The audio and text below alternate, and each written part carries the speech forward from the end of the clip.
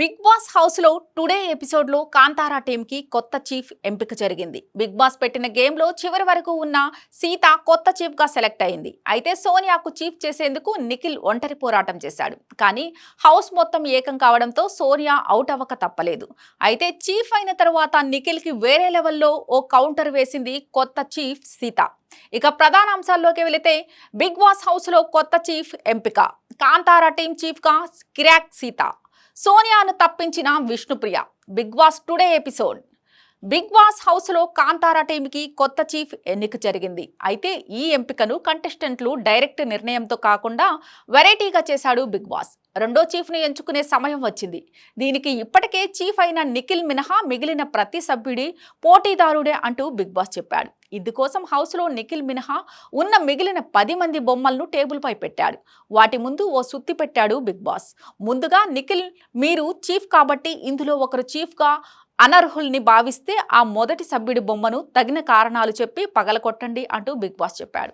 అలానే రేసు నుంచి తప్పుకున్న వారు కూడా ఈసారి బజర్ మోగినప్పుడు నిఖిల్తో పాటు సుత్తి కోసం పోటీ పడాలి. అది ఇంట్లో వేరే సభ్యుడికి ఇవ్వాలంటూ బిగ్ బాస్ కండిషన్ పెట్టాడు. ఇక ముందుగా నిఖిల్ ఆదిత్య బొమ్మను పగలగొడుతూ, మీకు లీడర్షిప్ క్వాలిటీస్ లేవు. మొన్న ప్రేరణ మణికంఠ మధ్య దోశ ఇష్యూ జరిగినప్పుడు మీరు అక్కడే ఉన్నా మాట్లాడలేదంటూ నిఖిల్ రీజన్ ఇచ్చాడు. తరువాత బజర్ మోగినప్పుడు నిఖిల్తో పోటీ పడి సుత్తిని ఆదిత్య దక్కించుకున్నాడు. ఇది కాస్త పృథ్వీ చేతికి ఇచ్చాడు ఆదిత్య. దీంతో మణికంఠను రేసు నుంచి తప్పిస్తూ బొమ్మ పగలగొట్టేశాడు పృథ్వీ. ఇక నెక్స్ట్ నిఖిల్ చేతికి హ్యామర్ దొరికింది. ఈసారి సీతకి ఇచ్చాడు నిఖిల్. దీంతో ఇప్పటికే ఒకసారి చీఫ్ అయిన కారణంగా యష్మిని రేసు నుంచి తప్పించింది సీత. తర్వాత వెంటనే మరోసారి నిఖిల్కే హ్యామర్ దొరికింది.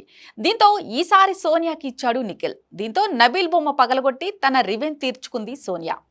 ఇక తరువాత కూడా మరోసారి నిఖిల్కే హ్యామర్ దొరికింది. ఈసారి నైనికకి ఇవ్వగా విష్ణుప్రియను రేసు నుంచి తప్పించింది. ఆ తర్వాతే అసలు గేమ్ మొదలైంది. ఈసారి హ్యామర్ కోసం రేసు నుంచి తప్పుకున్న అందరూ చాలా సీరియస్గా ట్రై చేశారు. కానీ విష్ణుప్రియ, నిఖిల్ దాదాపు ఒకే టైంలో సుత్తి పట్టుకున్నారు.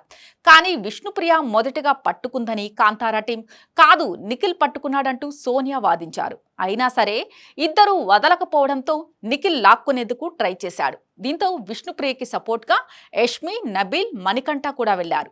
మొత్తానికి నిఖిల్ చేతి నుంచి విష్ణుప్రియకి సుత్తి అందించారు. దీంతో విష్ణుప్రియ అది కాస్త ప్రేరణ చేతికి ఇచ్చింది. ఇంకేముంది, ముందే ప్లాన్ చేసినట్లుగా సోనియాను లేపేసింది ప్రేరణ. నీకు ఆల్రెడీ చీఫ్ అయ్యేందుకు ఓ ఛాన్స్ వచ్చింది, కానీ యూస్ చేసుకోలేకపోయావంటూ ప్రేరణ రీజన్ చెప్పింది.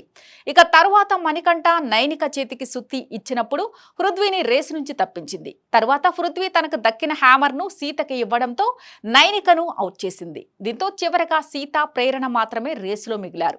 అప్పుడు బిగ్ బాస్ కలుగు చేసుకుని ఈసారి డైరెక్ట్ గా నైనికకే హ్యామర్ ఇచ్చాడు. దీంతో అది సీత చేతికే ఇచ్చింది నైనిక. దీంతో ప్రేరణను రేసు నుంచి తప్పించి కొత్త చీఫ్ అయిపోయింది సీత. వర్స్ట్ గేమ్ ఆడుతున్నారు. ఇక చీఫ్ అయిన తర్వాత విష్ణుప్రియతో మాట్లాడుతూ నిఖిల్ గురించి ఇంట్రెస్టింగ్ కామెంట్ చేసింది సీత. ఈ మధ్య నిఖిల్ గేమ్ మరీ వర్స్ట్గా మారింది. ఒక్క సోనియా, పృథ్వీ కోసమే ఆడుతున్నట్లు ఉంది.